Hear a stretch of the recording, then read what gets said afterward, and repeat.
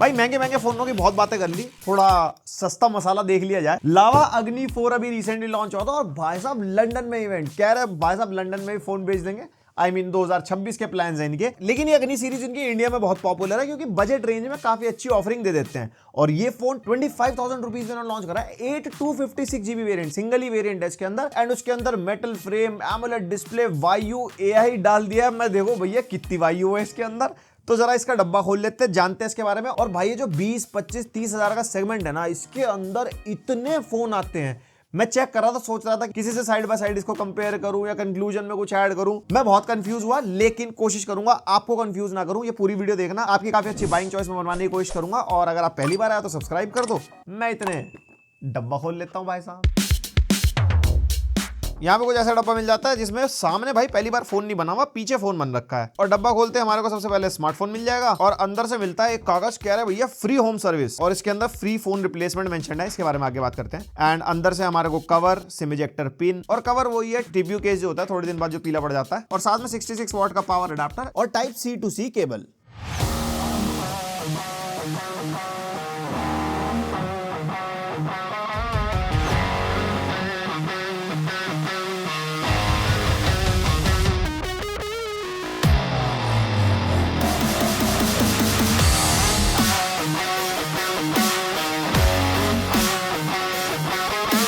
और इसके अंदर दो कलर ऑप्शंस हैं हमारे पास, लुनार मिस्ट है और एक फैंटम ब्लैक भी है। तो अपनी चॉइस के हिसाब से सेलेक्ट कर सकते हो अगर खरीदने का मन बनता है तो। और हाँ, फ्री फोन रिप्लेसमेंट वाला सीन क्या है, अगर कोई भी 1 साल के अंदर अंदर आपके फोन में इशू आता है, सिर्फ इशू आता है, फिजिकली डैमेज नहीं होना चाहिए, तो ये फोन आपको रिप्लेस करके देंगे। अब वो कितना करेंगे कितना नहीं करेंगे बाद में पता लगेगा।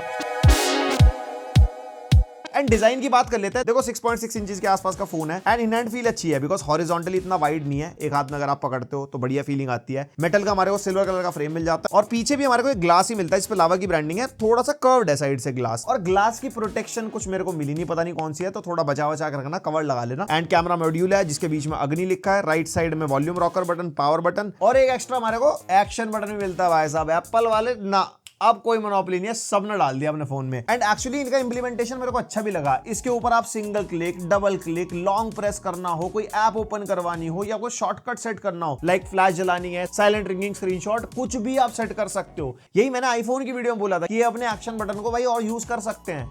लेकिन एप्पल भी एप्पल ना, एक चीज फटाफट थोड़ी दे देंगे, धीरे धीरे करके देंगे, फिर एप्पल फैंस अपने कपड़े फाड़ लेंगे।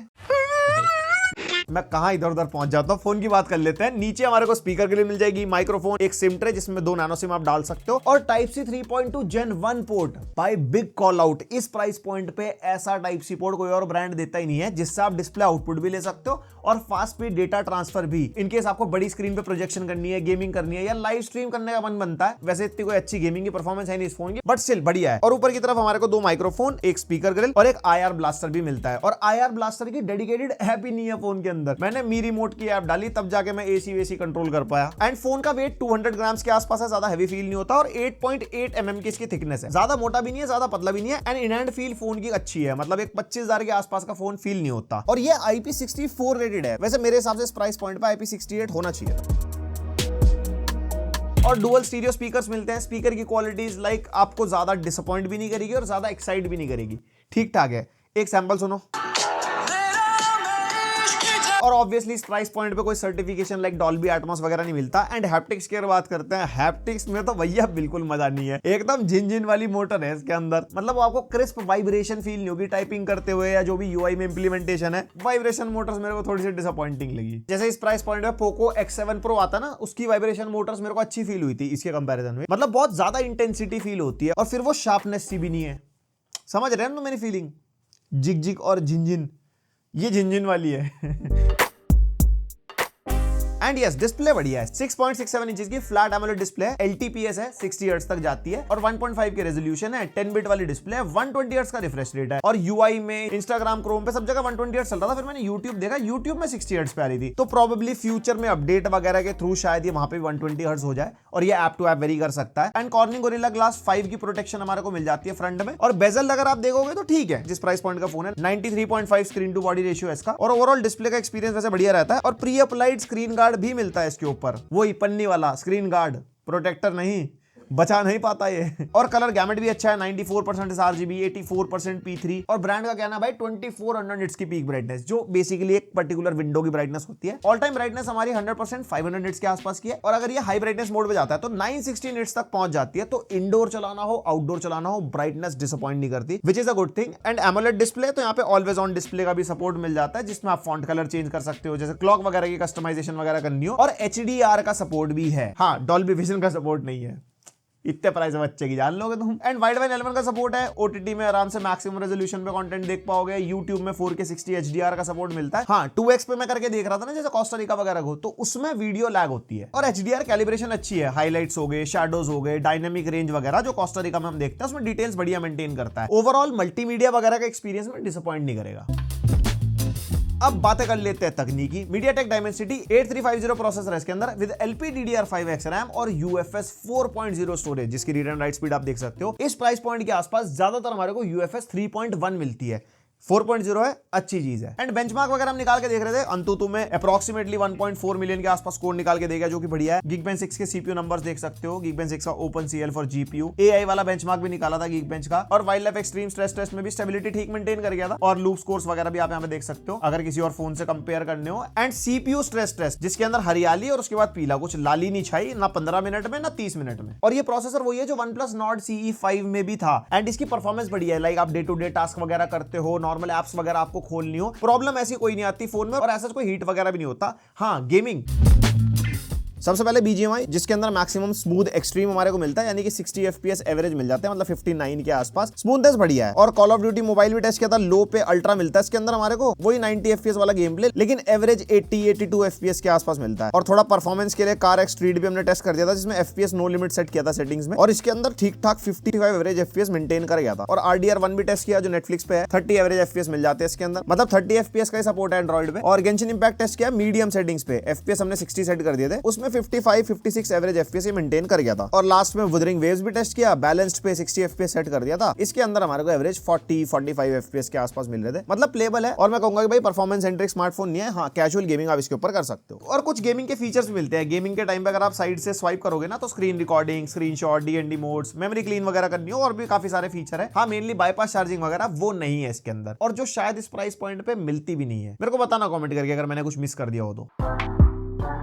और सेंसर कनेक्टिविटी में 14 5G के बैंड्स हैं। जियो का सिम हम चला रहे थे, इसके अंदर हमारे को कोई ऐसा दिक्कत नहीं आई। Wi-Fi 6E and Bluetooth version 5.4 connectivity के मामले में बढ़िया है, एटलीस्ट ऑलमोस्ट लेटेस्ट कनेक्टिविटी है। और IR ब्लास्टर हमारे को ऊपर की तरफ मिल जाता है, जिससे आपको कुछ डिवाइस वगैरह कंट्रोल करनी हो। एंड NFC नहीं है इसके अंदर, जो अंडर 30,000 में से बहुत मुश्किल ही मिलता है। वो टैप एंड पे वगैरह थोड़ा VIP मामला। और इसके अंदर हमारे को ऑप्टिकल फिंगरप्रिंट स्कैनर मिलता है, वो ये जो थोड़ा हिट एंड मिस कभी कभी हो जाता है, बट वैसे सही चलता है। और एक चीज, हाँ जब हम फिंगरप्रिंट स्कैनर सेट कर रहे थे ना, हमने फेस रिकॉग्निशन भी लगाया, अच्छी खासी लाइटिंग में भी। ये कह रहा था भैया कमरे में अंधेरा है, जरा लाइटिंग में जाओ, मेरे को फेस समझ नहीं आ रहा। जैसे कि आप स्क्रीनशॉट में देख भी सकते हो, ये हमारे टीममेट को पहचान ही नहीं पा रहा था। और सेंसर्स ऐप में मैं देख रहा था, टोटल 21 सेंसर थे, मतलब जो जरूरी है वो सारे मिल जाते हैं। एंड मेनली जायरो भी मिल जाता है। गेमिंग में मैं ट्राई करके देख रहा था, काफी सही है इसका जायरो इसके प्राइस पॉइंट के हिसाब से। और ये Android 15 out of the box आता है। अपडेट्स एंड सिक्योरिटी में बढ़िया है, लाइक 3 इयर्स के मेजर अपडेट मिलते हैं, 4 इयर्स के सिक्योरिटी अपडेट्स। लेकिन Android 16 अब जस्ट आने वाला है, तो एक अपडेट तो मैं वेस्ट ही मान लूंगा, तो 2 साल के ही अपडेट्स मान के चलो। और कोई भी ऑपरेटिंग सिस्टम पे स्किन नहीं है, प्रॉपर स्टॉक एंड्रॉइड वाला एक्सपीरियंस मिलता है। एकदम ऐसे पुरानी यादें सी ताजा सी हो गई इस फोन को चला के। एकदम फुल गूगल स्टॉक एंड्रॉइड वाले हमारे आइकन मिल जाते हैं इसके अंदर, कोई ब्लोटवेयर वगैरह नहीं है। हाँ लावा ने अपनी कुछ 1-2 एप्लीकेशन डाली है, जैसे आउटडोर टूल बॉक्स है, लावा केयर वगैरह है। हाँ आउटडोर टूल बॉक्स के अंदर फुल एकदम घरेलू काम का हिसाब किताब भाई, height metre, compass, gradienter, flash light, painting hang करनी है उसके लिए मेजरमेंट वगैरह। कह रहा भैया बाहर जाने की जरूरत नहीं है, खुद ही कर लो। अर्बन कंपनी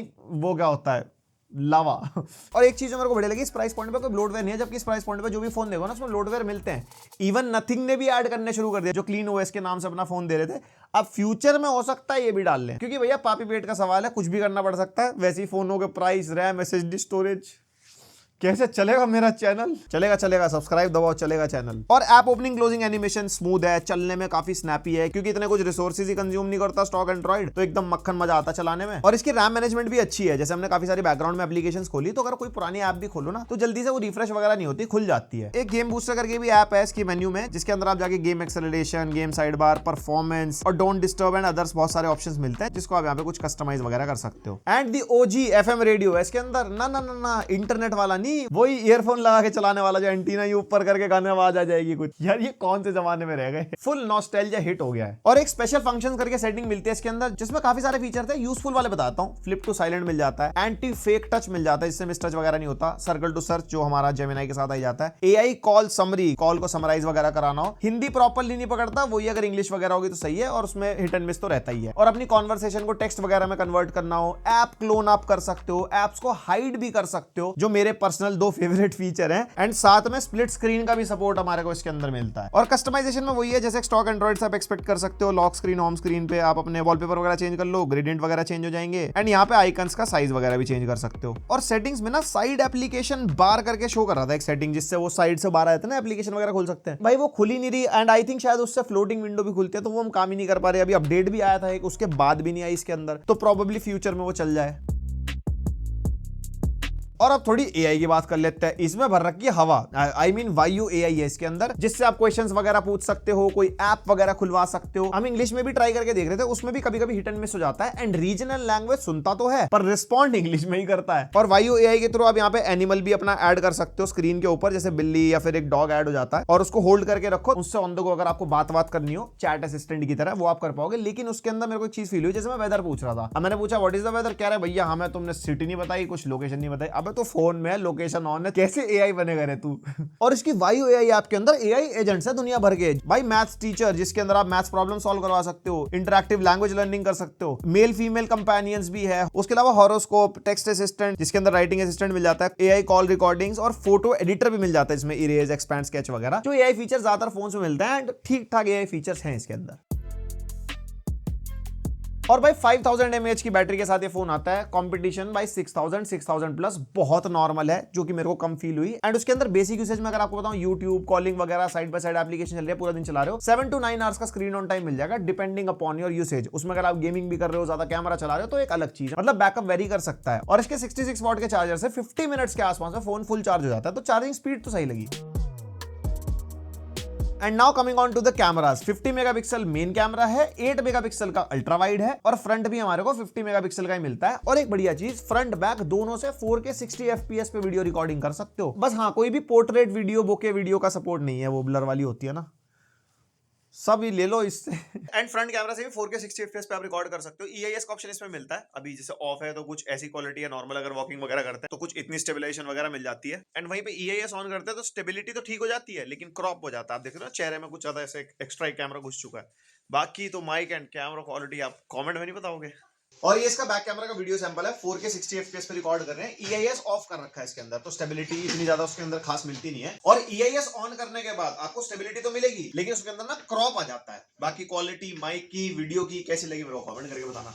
और ये कुछ कैमरा सैंपल इसके। सबसे पहले अल्ट्रा वाइड के आप देख सकते हो। एक चीज जो मेरे को सबसे पहले फील हुई, अगर आप ब्राइट एनवायरनमेंट में फोटोज खींच रहे हो तो एक्सपोजर कंट्रोल इसका बहुत अजीब है। लाइक जहां पे ज्यादा रोशनी होती है, वो एकदम ऐसे बिल्कुल एक्सपोजर ज्यादा करके फाड़ देता है उसको। मतलब जहां पे ब्राइटेस्ट पार्ट है, वो बहुत ज्यादा ओवर एक्सपोजर कर देता है, एंड वहां से पिक्सल बिल्कुल एकदम व्हाइटिश हो जाते हैं। एंड इवन स्किन टोन्स पे भी अगर आप देखोगे, आउटडोर में सनलाइट वगैरह पड़ती है तो स्किन टोन्स इतनी मैनेज नहीं कर पाता। बट स्टिल मैं कहूंगा 8 मेगापिक्सल अल्ट्रा वाइड है, ज्यादा एक्सपेक्टेशंस रख सकते हैं। और वैसे भी कैमरा सेंट्रिक फोन नहीं है, ठीक ठाक डे लाइट में फोटो खींच देता है। एंड हमने काफी सारे सैंपल लिए हैं, इंडोर के हैं, आउटडोर के हैं। एंड ओवरऑल अगर आप फोटो क्वालिटी देखोगे तो इतनी बुरी नहीं लगेगी। हाँ, अगर गौर से देखनी है तो जैसे यहाँ पे आसमान आप देख सकते हो, बिल्कुल यहाँ से एकदम व्हाइट होगा, क्योंकि उस तरफ हमारे यहाँ पे सनलाइट थी। एंड उसके अलावा अगर इंडोर सैंपल वगैरह देखते हो तो इंडोर में भी ये कलर प्रोसेसिंग जो है ना इसकी बहुत ज्यादा इनकंसिस्टेंट है। रेड्स को कभी ऑरेंजेस साइड कर देता है, कभी थोड़े पंचर साइड आते हैं, तो कभी बिल्कुल ही फ्लैट साइड चले जाते हैं कलर। एंड लो लाइट की अगर अल्ट्रा वाइड की बात करते हैं तो उसमें डिटेल्स नहीं है, बहुत ग्रेनी हो जाती है। और जैसे यहाँ पे शॉप्स वगैरह है, उसमें देखो डिटेल नहीं है, तो वो मैनेज नहीं कर पाता है। एंड बाकी काफी सारे अल्ट्रा वाइड के सैंपल लिए आप देख सकते हो।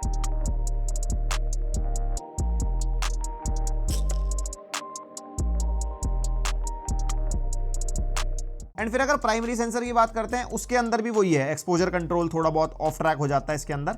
अल्ट्रा वाइड के कंपैरिजन में फिर भी ठीक है। एंड यहाँ पे मल्टीपल सैंपल्स हमने लिए हैं। कलर्स वगैरह थोड़े पंचियर साइड आते हैं समहाउ, कभी ज्यादा ही प्रोसेस कर देता है, तो वार्म चीज को बहुत ज्यादा वार्म कर दिया। और शार्पनेस भी ठीक ठाक मेंटेन कर देता है, 50 मेगापिक्सल सेंसर है। बट जैसे इंडोर में अगर सैंपल वगैरह लेते हैं ना इससे, तो वही है, लाइटिंग वगैरह इतनी प्रोसेस कर नहीं पाता। जैसे बैटमोबाइल ब्लैक नहीं है, वो बड़ी ग्रेइश साइड चलेगी, वो तो ओवर प्रोसेस कर दिया। फिर ये इंडोर के शॉट वगैरह हो गए, तो आप मतलब ओवरऑल आइडिया लगा सकते हो। और हाँ, लो लाइट की अगर बात करो तो 1x में लो लाइट में इतना कुछ खास है नहीं मामला, क्योंकि जैसे स्ट्रीट लाइट में फोटो खींचो कि जो येलोइश फोटो आती है वो बहुत ही ऐसे पीली ही आ रही है, जैसे ग्रीनिश और येलोइश टोन नहीं हो जाती। तो इसके भी बहुत सारे सैंपल है, आप यहाँ पे देख सकते हो अपने हिसाब से।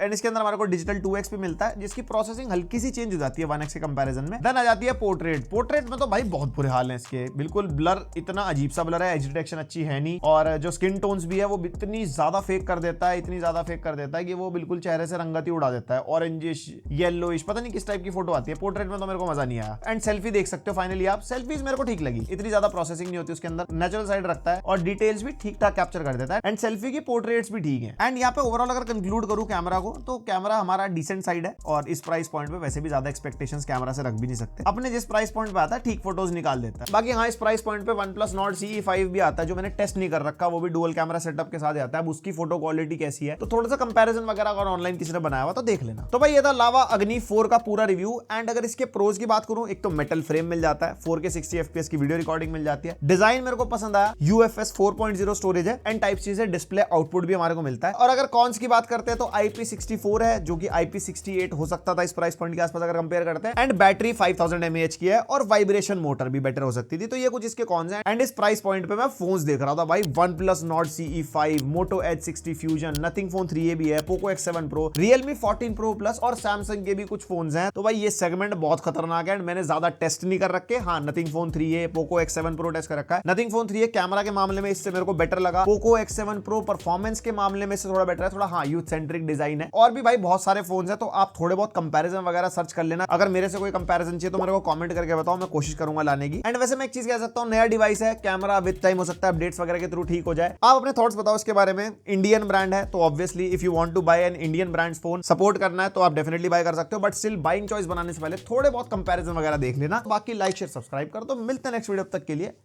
बाय।